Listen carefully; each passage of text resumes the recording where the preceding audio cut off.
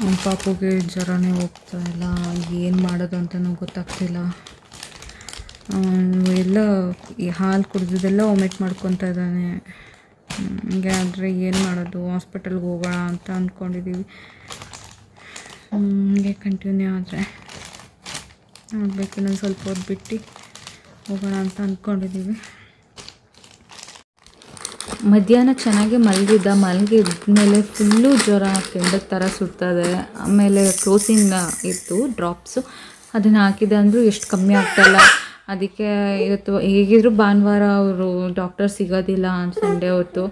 Next ಎಮರ್ಜೆನ್ಸಿಗೆ ಹೋಗಿದ್ವಿ. ಅದಾದಮೇಲೆ ತಿರ್ಗಾ ಡಾಕ್ಟ್ರ್ ಹತ್ರನೂ ಹೋಗಿದ್ವಿ. ನೆಕ್ಸ್ಟ್ ಡೇ ಹೋಗಿಬಿಟ್ಟು ಎಲ್ಲ ಪ್ರಿಸ್ಕ್ರಿಪ್ಷನ್ ಎಲ್ಲ ತೊಗೊಂಡು ಆ್ಯಂಟಿಬಯೋಟಿಕ್ಸ್ ಎಲ್ಲ ಕೊಟ್ಟರು.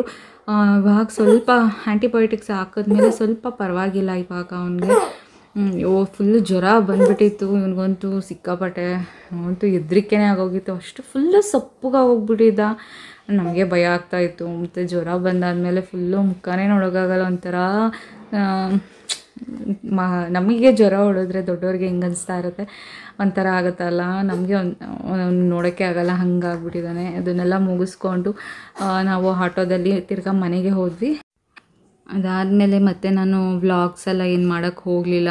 ಮಧ್ಯ ಜಸ್ಟ್ ಬಿಟ್ಸ್ ಅಂತ ತೆಗ್ದಿರೋದು ಅದನ್ನು ಮಾತ್ರ ವೀಡಿಯೋಸ್ ಮಾಡಿ ಹಾಕಿದ್ದೆ. ಸೊ ಇದು ಅದಾದಮೇಲೆ ಜ್ವರದಾದಮೇಲೆ ನಾನು ವೀಡಿಯೋಸು ಏನು ಜಾಸ್ತಿ ಮಾಡೋಕ್ಕೆ ಹೋಗಲಿಲ್ಲ. ಸೊ ಇದಾಗಿತ್ತು ಇವತ್ತಿನ vlog. Thanks for watching. Subscribe to my channel friends.